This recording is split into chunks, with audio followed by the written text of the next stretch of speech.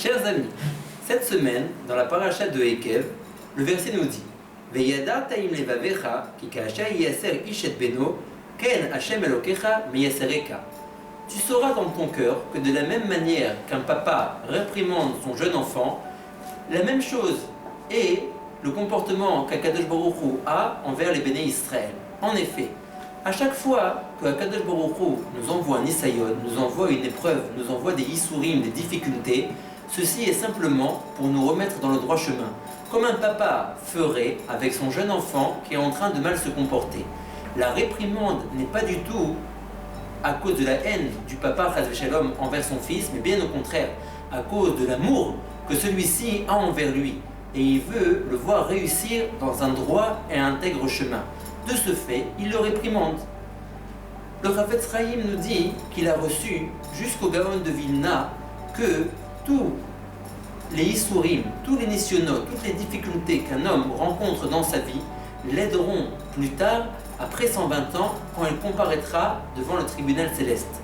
En effet, devant le tribunal céleste, on ne comptera pas seulement les mitzvot, les bonnes actions que l'homme a fait, mais on prendra également en considération toutes les épreuves, toutes les difficultés de la vie qu'il a surmontées et dans lesquelles il est resté intègre à la pratique de la Torah et des commandements. Les Chachamim nous racontent dans le traité de Sanhedrin que quand Rabbi Eliezer Agadol est tombé malade, ses disciples sont venus le visiter, lui rendre visite. Quand ils sont rentrés et qu'ils ont vu leur bien-aimé maître qui était alité et qui était dans un très mauvais état, ces derniers se sont mis à pleurer. Mais, quelque chose d'incroyable, voici que Rabbi Akiva, lui également élève de Rabbi Eliezer Agadol et étant venu également visiter son maître, s'est mis à rigoler et à sourire. Et les élèves qui pleuraient ont été très étonnés du comportement de Rabbi Akiva. Ils l'ont questionné et lui ont dit « Pourquoi est-ce que tu es en train de rigoler? Qu'est-ce qui se passe avec toi? Est-ce que tu ne vois pas dans quelle difficulté notre maître est ?» Alors Rabbi Akiva a répondu à ses amis et leur a dit « Tant que je voyais mon maître Rabbi Eliezer qui avait beaucoup de réussite, l'huile qu'il fabrique ne tourne jamais, le vin qu'il fabrique est toujours très très bon à la consommation, la laine, le lin, toutes ces productions sont toujours parfaites. Alors je me suis dit, voici que notre maître Rabbi Eliezer n'a pas d'épreuve, il n'a pas de Yisurim, il n'a pas de Nissionot dans sa vie. Tout ce qu'il entreprend, tout ce qu'il fait réussit. Alors j'étais inquiet et je me suis dit, Oulai kibel Rabbi etzrar olamo kan ba'olamazé. Peut-être que notre maître a reçu la récompense et le salaire de ses mitzvot ici, dans ce monde, puisque tout ce qu'il fait lui est réussi. Et maintenant que je suis rentré le visiter, que je vois combien il est affligé à cause de sa maladie, je me rends bien compte que Akadosh Baruch Hu lui a gardé la récompense de ses mitzvot pour l'autre monde et que lui aussi, dans ce monde, il est éprouvé. Le Rida, dans ses nombreux voyages, est un jour arrivé à Tunis. Et un homme de la communauté a absolument voulu rencontrer le divin maître, le Rida. En effet, l'homme en question était affligé. Il avait plein de Nissionot dans la vie. Il avait plein de Yisurim, plein de difficultés que la vie lui avait réservées. Il n'en pouvait plus. Il était arrivé, comme on dit, au bout du rouleau. Il avait trop de difficultés. Il voulait à présent que tout ceci s'arrête complètement. Il a donc demandé à rencontrer le Rida pour lui faire part de la dure et amère vie qu'il vivait et pouvoir recevoir une bracha du tzaddik qui pourrait l'exempter de tous ses malheurs et ses difficultés. Quand l'homme a su où est-ce que le Rida résidait, alors il s'est rendu chez son hôte et il a été surpris de voir qu'il y avait déjà bon nombre de gens qui attendaient dans le salon pour pouvoir être reçus par le maître. L'homme s'est assis sur un bon fauteuil et a attendu gentiment que son tour arrive. Mais épuisé et éreinté par ces dures journées, il s'est endormi. Et là, il s'est mis à faire un rêve intéressant. Il se voyait après 120 ans comparaître devant le tribunal céleste. Et là, on fit venir une grande balance. Du côté gauche de la balance, on fit monter toutes les avérotes, tous les fautes que cet homme avait commis. Et du côté droit de la balance, on appela tous les mitzvot, toutes les bonnes actions qu'il avait fait dans sa vie.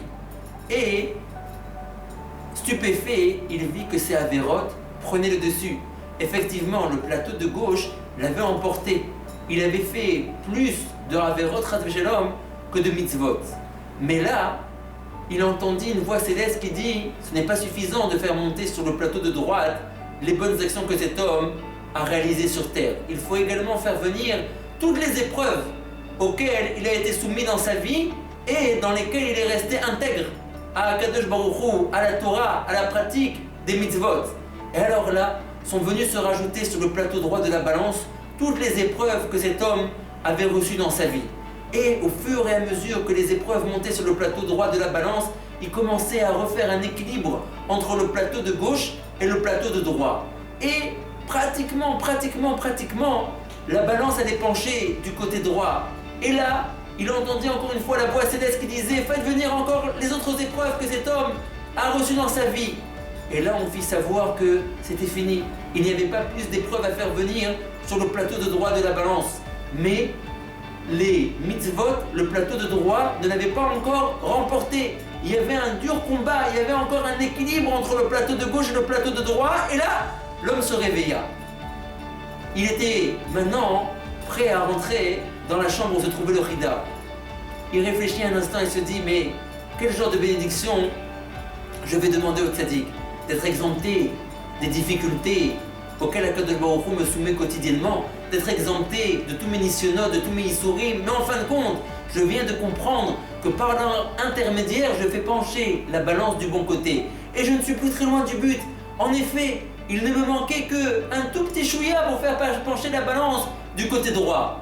Il a dit que finalement, il ne désirait pas rencontrer le maître, que sa vie était bonne telle qu'elle était et qu'il n'avait pas besoin de recevoir de bénédiction. L'homme a compris que par l'intermédiaire de toutes les difficultés, de toutes les épreuves auxquelles il était soumis quotidiennement, jour après jour, il renforçait le capital de ses mitzvot et c'était pour lui encore un atout pour pouvoir mériter le Gan Eden après 120 ans.